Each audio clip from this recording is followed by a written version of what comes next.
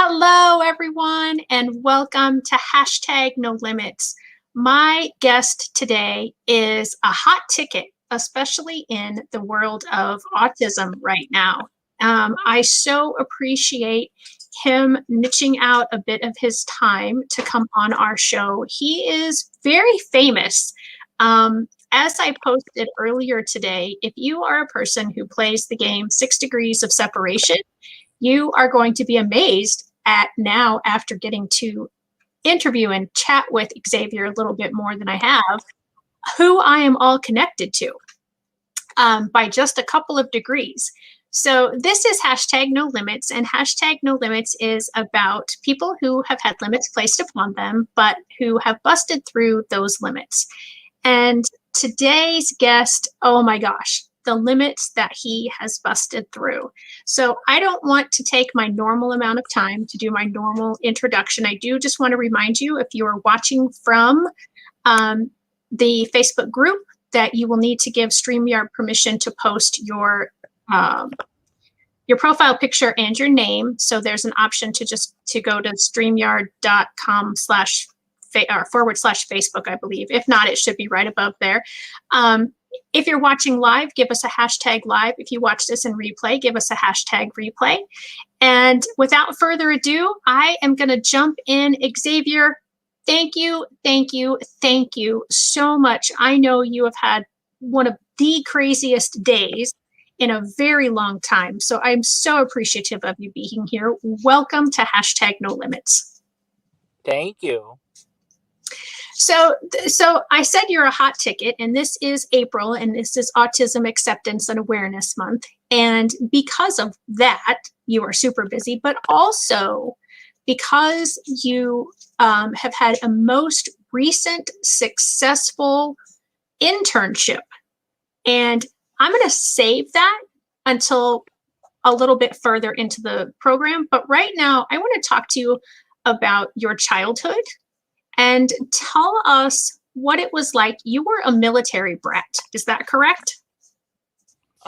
Yes. My dad got me born and through a military hospital helped. And so as a military brat, you moved around a lot. Yes. Yeah. Sorry, go ahead.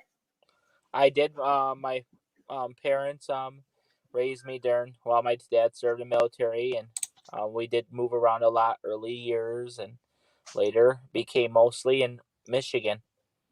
Awesome. So moving around a lot for any military person, any military child, is a difficult thing, because around the time you kind of get settled and you get used to who's in your class and who's in your neighborhood, it's time to uproot and move again. But for someone who is autistic like yourself, I imagine it was even more difficult. Do you have any siblings? I do. She's younger than me. Her name is Alicia. She's my sister, only sibling. And as you moved around, did you see that things were maybe easier for her than they were for you, or did you not really notice? I think things were easier for her, definitely, because she didn't have challenges in school as nearly like I did with autism. Right. And so do you think that those challenges helped shape who you are today? Definitely, they did, for sure. And in what ways do you feel that they helped shape you? It gave me more strength to go overcome obstacles by standing up more for my own potential rather than letting people constrain me from moving forward. Yeah, awesome. Oh, and I just realized that my audience isn't seeing us, and I should probably explain why that is. As I told you, Xavier has had one of his craziest days in a long time, and he's traveling and he's in his vehicle. And so he has graciously agreed to do this with us by audio. So what you're seeing on the screen is the front page of his website. And we'll get to that in a little bit, but I just wanted to give everybody, I forgot about that part that they all, everybody that's watching can't see us. So I apologize, Xavier, for interrupting you. So you went through school, you did a lot of moving around. Did you have a favorite school? And if so, why was it a favorite?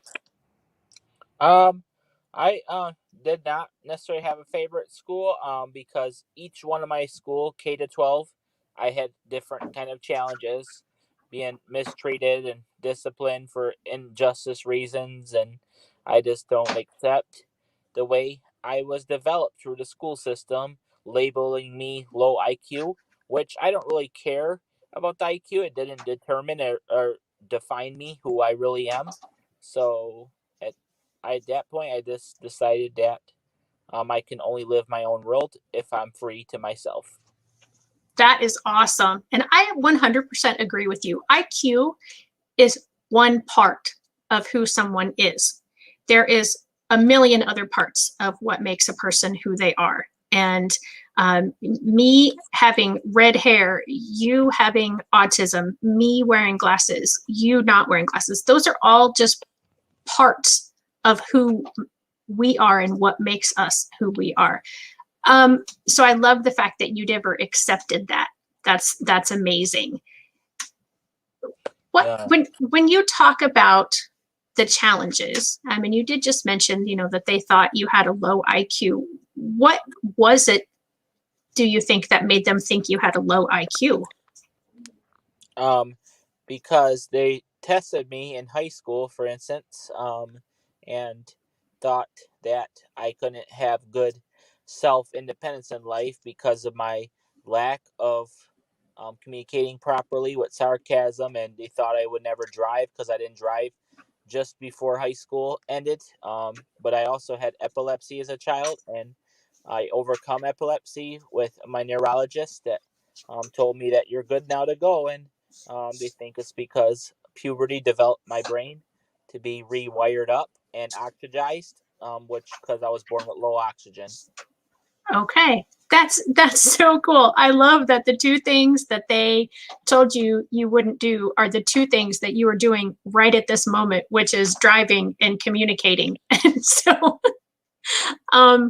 do you ever want to go back to those people and say you were wrong, and not just wrong, but you were wrong by a lot? I won't hesitate, but a lot of them are now gone and retired. Yeah. And I mean, to be honest, it wouldn't really do you any good to do that. I mean, unfortunately, you can't go back and change the past. The good that may come out of it is what I hope this show does, which is change people's perspectives about people who learn differently, and to not place the limits on a person.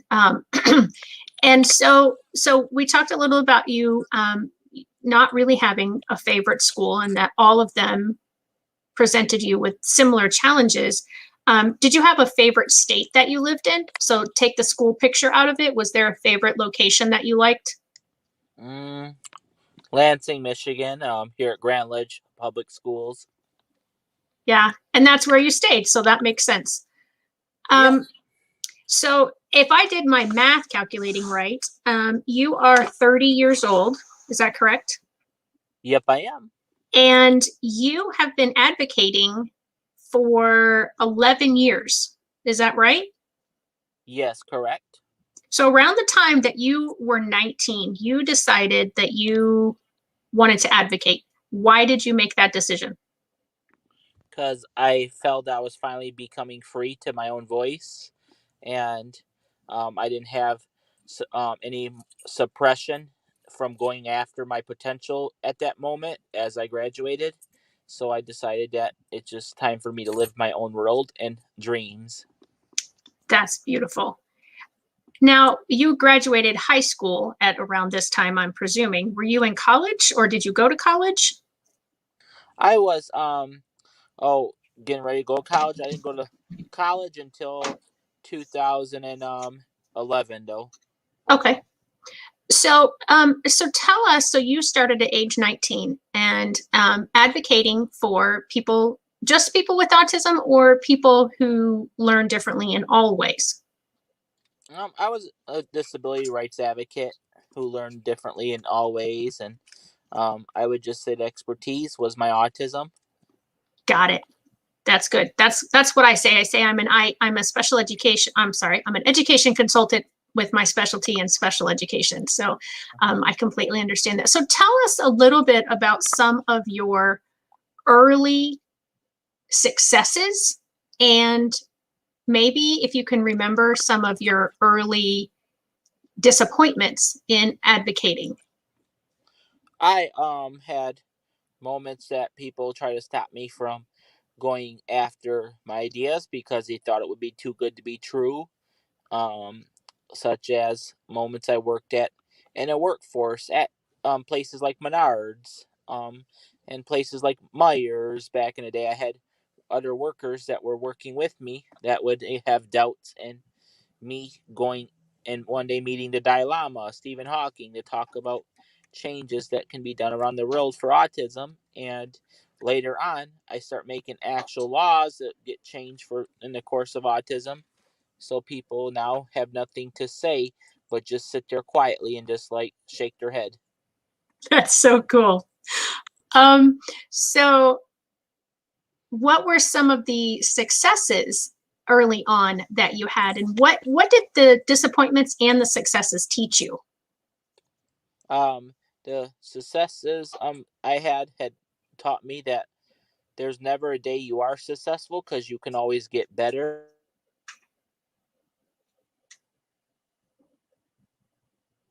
Oh, I think your audio cut out. Oh yeah, sorry. Can you hear me? Yeah, there we go. Okay, so I heard you're never successful. Every day you're, now I forgot how you said it. You said it so beautifully. You're never successful because there is in this way the world works.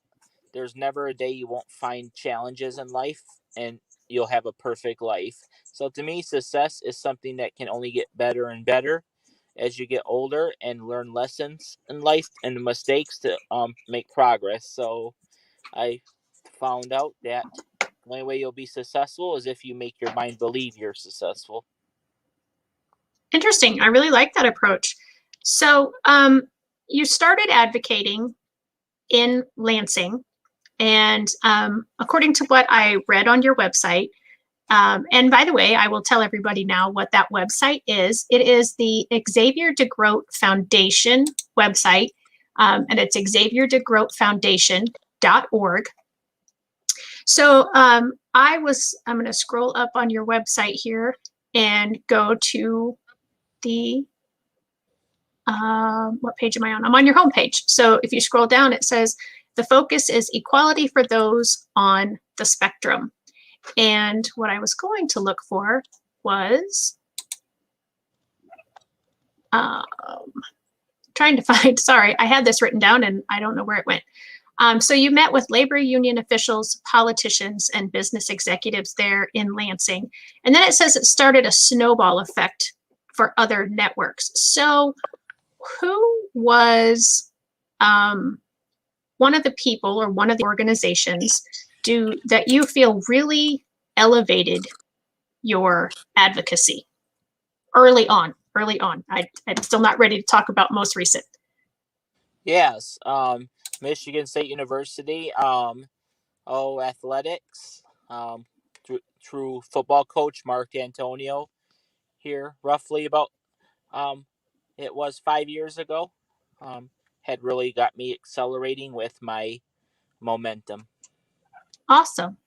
A football coach. That, coaches can be very instrumental in a lot of building up, not just for their athletes, but for a lot of people. So where I am right now, Xavier, is I'm getting ready to start showing some photos from your page. But before I do that, I want you to tell us about your foundation, like how you started it, why you started it, and what kind of success it has had so far.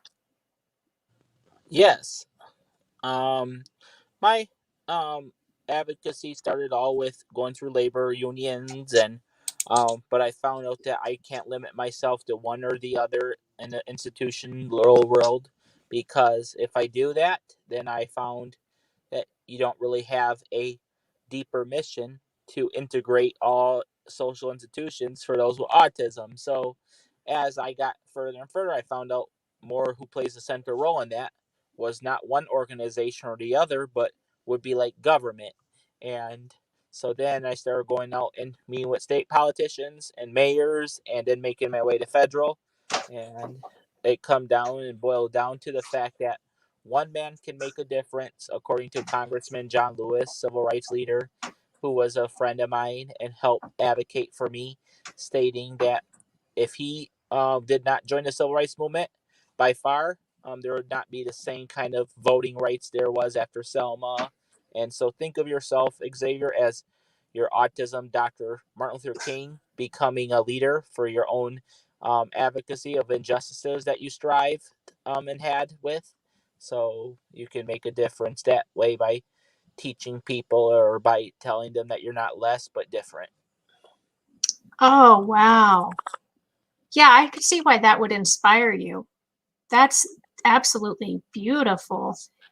And so tell us about the foundation. What was the reason behind starting it? And tell us some of the things that if somebody reached out to your foundation, what would you be able to help them do? Yes, our foundation um, is particularly dedicated to raise funds for building programs and seminars. Think of it like Boys and Girls Club does, or YMCA camps, where we Okay. have programs to get kids together that need sensory friendly environments to have fun at the same time. And also have the parents be educated on how they should continue developing their child on the spectrum by being very much open minded to let their different ability take over rather than focusing on their disability so much. Yes, that is so true. Focusing on their different ability instead of on making their disability the prevalent part about them. There's a saying that I've heard recently, and I will actually be interviewing somebody that I know uses this saying, and he says, "Don't diss my ability." And I think that fits well into what you do also with your advocacy. Yes. So you talked about that, you started at the local level and then you went to, the regional level and then the state level and the federal level. And so the reason, besides the fact that it is Autism Awareness and Acceptance Month, that you are such a hot ticket right now, is what you did to wrap up the year 2020. Where were you wrapping up 2020? Oh, yes. The White House. Under President Donald Trump, I handled mail for him in a presidential correspondence division, becoming the first openly public domained individual on the autism spectrum to intern there. I like how you say that like it's no big deal. Oh, right. Yeah, I was at the White House.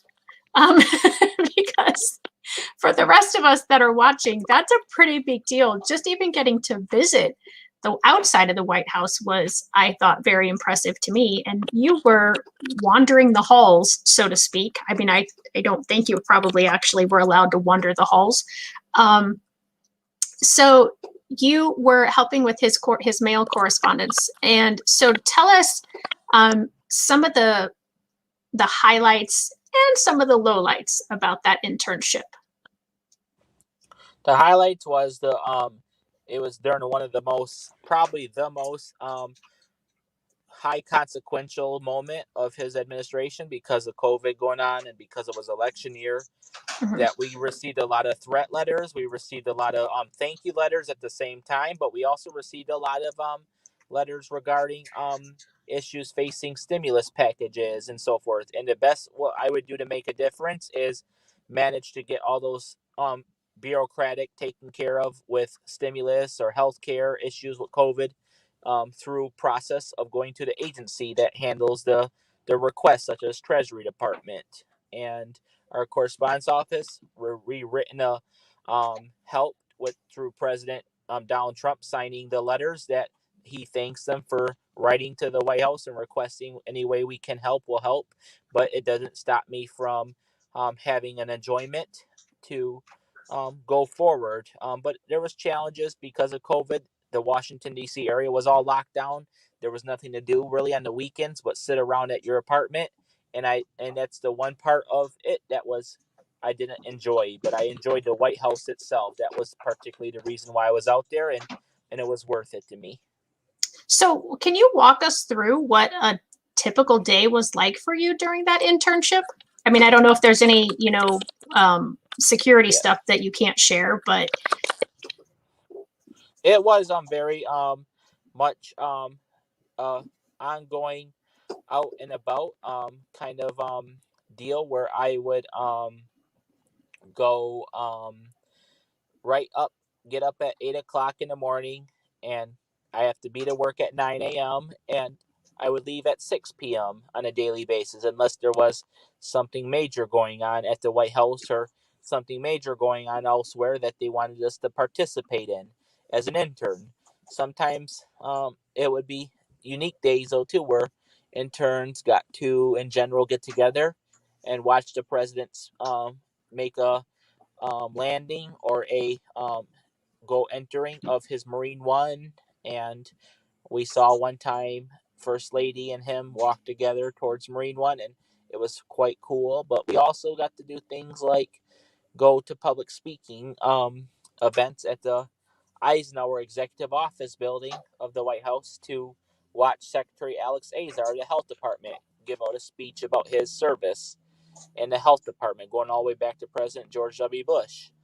But there's not one way to best describe it because it's so vague and how much of an experience it really was. yeah. Well, and that's good. So if I understood what you said correctly, um, well, first let me ask you how long. I want to make sure I ask you this. How long was your internship? 3 months 3 months. from Okay, and mid-September to like about early December. so you really were right in the middle of all of the pandemic and election stuff, being there from September to December. That's incredible, and that was a very big election, and I'm sure Yes. lots of what am I trying to say? Crazy hectic days during that time. So you were his mail correspondent. So you actually you would respond to the letters, or you would just kind of go through them and find the ones that were sort of safe to take to him. I would go, yeah. I wouldn't be the only one. I had my boss there too, of course, but Mm-hmm. it was quite the collection. I couldn't even tell you how many letters we received a day. The White House receives more letters in one day than you probably receive in your mailbox in your whole life. Oh, I'm sure, because I don't hardly ever get mail anymore. But most of the mail I do receive is junk mail, unfortunately. Does junk mail come to the White House? That's just a silly question, but I would say no mail is considered junk to us at the White House. Is the okay. best way to put it. But at the end of the day, of course, you did have people that would write things like, "Get on my site, President. We're not happy with you right now." Stuff that can just be into political, legal scamming, and Oh, sure. that would not. That would just be like nonsense. We would those things we can only do so much towards back to our citizens. But Right. at the end of the day, though, it was certainly an astonishment for my life, and I am moving on like right now. Actually, in fact, I got head to a meeting here very shortly, and I'm going over to talk with some business folks here as its autism is ending April, and we'll be getting things going. Yeah, and I so appreciate your time today, and I know that we had to reschedule a couple of times because you have so many things going on in your schedule, and so I do very much appreciate you taking the time to chat with me. Before I let you go, I would like to know who have been some of your favorite people that you have met. Of course, I'd put Muhammad Ali, Arnold Palmer, Stephen Hawking, or the Dalai Lama, including President George W. Bush and President Donald Trump and Rudy Giuliani. Those would be my top probably 9 or 10 people so far. But there is quite the collection. And I have also had a pleasure, very much so, with George Lopez, a comedian, who was one of my first celebrities supporting my cause and advocacy. Yeah, I'm showing some pictures of from your website that share your politicians and activists, writers and journalists, your scientists. I have to ask though, when I look at the scientists, there is one that I am a huge fan of. And as this is Autism Awareness and Acceptance Month, I don't think we can leave this interview without talking about you meeting Dr. Temple Grandin. Yes, she's been my great pleasure and mentor for supporting my cause, and she's actually in constant contact with me every once in a while here as we catch up with each other on how we're doing. And in fact, she is looking forward to having an event with me for my foundation with the zoo to talk about animal science behavior translations for those with autism, um, based off of her book that she written, and we will be holding that as soon as COVID permits more publicity. Right. That is so awesome. And I love in almost all of your pictures, you are not wearing a hat, but in your picture with Dr. Grandin, you have on a cowboy hat. And I think that's pretty cool because she is such a Western type of dresser. And so I'm just showing a couple more pictures of you with, oh gosh, Tony Bennett, George Lopez, like you said, you have a lot of interaction with him. So I'm just kind of scrolling through. When I mentioned the 6 degrees of separation, do you know what that game is? No, I do not. Okay, so the 6 degrees of separation is how it's. I think it started a long time ago with you can connect yourself to Kevin Bacon in 6 degrees. So like, I know this person who knows this person who knows this person who knows Kevin Bacon, and so it's now for me and a lot of my friends kind of evolved into well, just who do you know, or who are you connected to and by how many degrees away.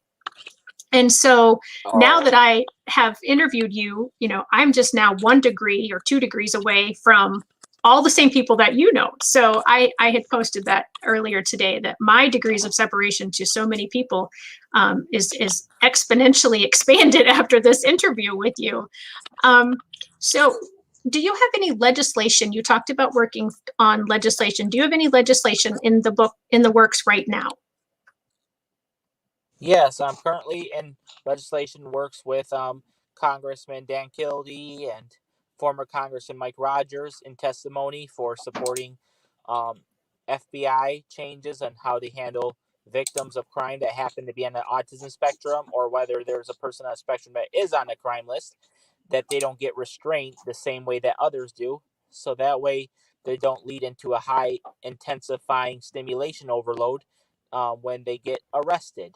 And I don't see enough training at the FBI for autism as much as I know they could be doing to better that. And so that will be here more public here down the road before the end of the year for sure.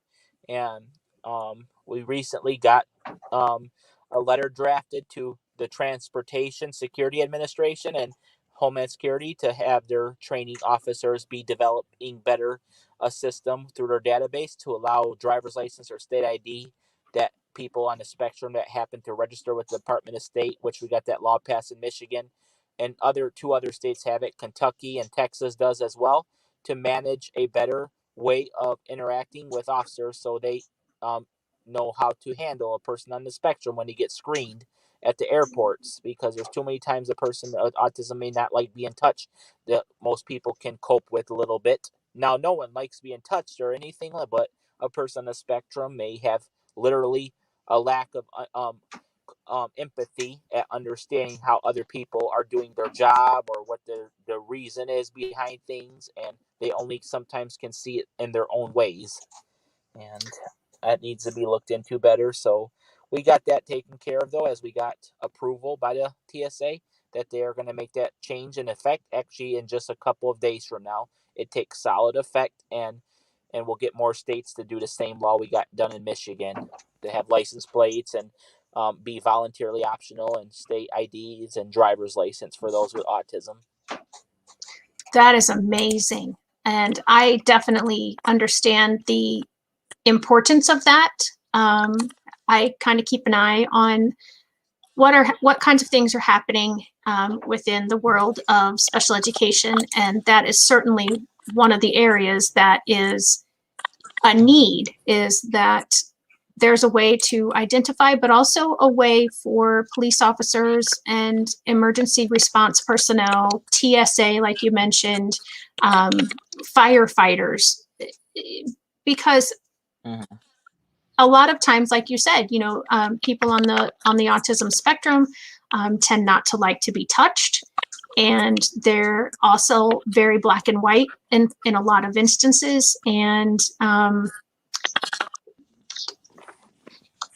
being unable to filter out some things that are happening within as well as outside, and understanding the differences and reading those social cues like you mentioned as well. So that is super amazing legislation to be working on, and I'm proud that you're doing that, and very happy, because I know that is going to be of a huge benefit all across the country whenever all of the states put that into effect, and if it becomes a federal type of legislation. Xavier, I know you have to go, so I would love to keep talking with you, but I know that your time is very precious, and I don't want to make you late for someone else's program or some other speaking engagement you have. So again, thank you so much for squeezing me and this program in today. As I said, No Limits is about limits that have been placed upon people, and they've busted through those limits. And I know from talking with you and from looking over your website that you are the kind of person who does not take no for an answer. Is that correct? Yes, it is. And I believe that's probably why you have been able to accomplish all that you have accomplished. And 11 or 12 years probably feels like a long time to be advocating. And while it is, I think you have many years of advocating ahead of you, even if it's not just within the community of people with autism. I think you have a voice, and you have a great personality to get to know people, and you are definitely resilient, and somebody who most definitely fits the mold of #NoLimits. So thank you again. Be safe while you're driving, and I look forward to what's going to happen in your future. Awesome. Thank you, Shelly. We'll talk to you soon. All right. Bye-bye. Thank you, everyone, for joining. All right.